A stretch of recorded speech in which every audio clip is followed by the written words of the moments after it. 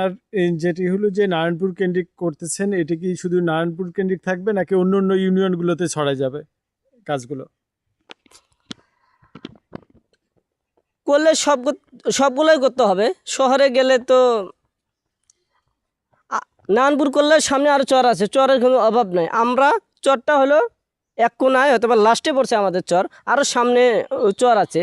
সবচেয়ে চর হলো নিম্ন চর হলো আমারটা, কেন এটা হলো লাস্টে।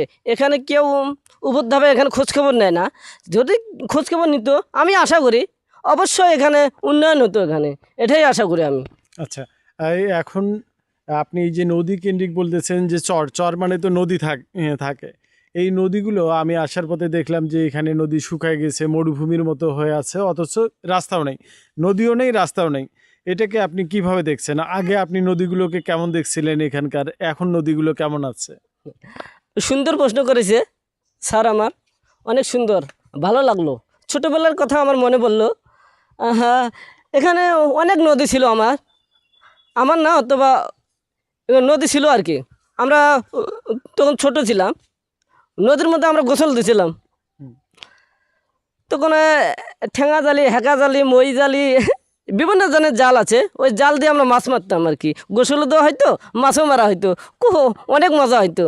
আর বর্তমান আমি দেখতেছি, আবার লৌকার ধরছি এখানে, একবারে ডাইরেক্ট গেছি শহরে। অনেক মজা লাগছে, তখন মানে কষ্ট কম হয়েছে। আর এখন নদীগুলা পানি শুকানোর পর পানি নদীগুলা ভরাটা কিছু হচ্ছে, খালবাল আছে, মানে নদীগুলা এখন আর কি মরুভূমি এলাকা হয়ে গেছে। এখন ধরো নদীগুলা খুঁড়ানো যায়,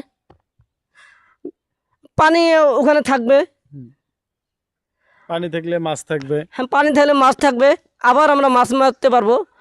আর যে নদীগুলো মরে গেছে, ওই ওই নদীর কিনারে কিনারে আমি যেখানে ব্রিজ লাগে, ব্রিজ দিতে হবে। আর যেখানে রাস্তা লাগে, খাল বিল অনেক আছে।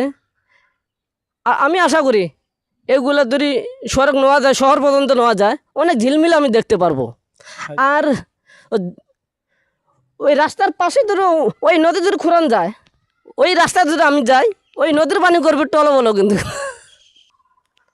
আমি এখন নতুন সরকারকে, নতুন এমপিকে বারবার আমি বলছি নদীগুলো খোঁড়ানো হোক। আমি আশা করি নদীগুলো খুললে অনেক ভালো হবে, আমরা মাছ মারতে পারবো, গোসলও দিতে পারবো। আর নদীর উপরে ব্রিজ দিলে আরও ভালো লাগবে, ওই ব্রিজ দিয়ে গরুও হাঁটবে, মানুষও হাঁটবে। ধন্যবাদ তাজুল ভাই, আপনার আইডিয়াটি খুবই চমৎকার। যে নদী যদি বাঁচে আমাদের, তাহলে আমরা বাঁচবো, আমাদের কৃষি ব্যবস্থা বাঁচবে। আমরা যে দেশি মাছগুলো, আমাদের এই নদীগুলোতে একসময় 50-এর বেশি ধরনের দেশি প্রজাতির মাছ ছিল, যেটি এখন পানি না থাকার কারণে শূন্য হয়েছে। তো নদী খনন হলে আমরা এই মাছগুলো আবার ফিরে আসতে পারবে। আবার এই নদীর উপর যদি সরকার ব্রিজ দেয়, তাহলে আমাদের শহরের সাথে যে এখানকার মানুষের সহজে যাতায়াত ব্যবস্থাটা, এটি হবে। এটি আপনার স্বপ্নটা পূরণ হোক, এটি আমাদের প্রত্যাশা থাকলো। আমরা আপনার সাথে, আমি নিজেও এই দাবিটি জানাই। সরকার যিনি আছেন, আমরা বিভিন্ন জায়গায় খাল খনন দেখছি, বিভিন্ন ব্রহ্মপুত্রের বিভিন্ন জায়গায় ড্রেজিং দেখছি, খননের কাজটি হচ্ছে। সেটি যদি এখানকার নারায়ণপুর পর্যন্ত বিস্তৃত হয়, এখানকার নারায়ণপুরে যে জায়গাটায় সেতু দিলে শহরের সাথে কানেক্টিভিটিটা বাড়ে, সেটি হোক। এবং এই নদীটা বাঁচুক, এখানকার মানুষ নদীপথে তাদের পণ্য সহজে শহরে বিক্রির জন্য নিয়ে যেতে পারুক। এই আপনার স্বপ্নটি পূরণ হোক, এটি সরকারের কাছে এবং যারা জনপ্রতিনিধি আছেন তাদের কাছে এই দাবিটি আমিও রাখছি।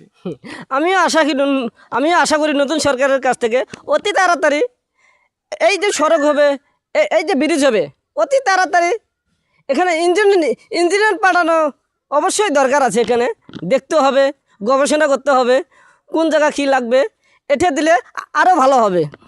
রাইট? হ্যাঁ, ধন্যবাদ।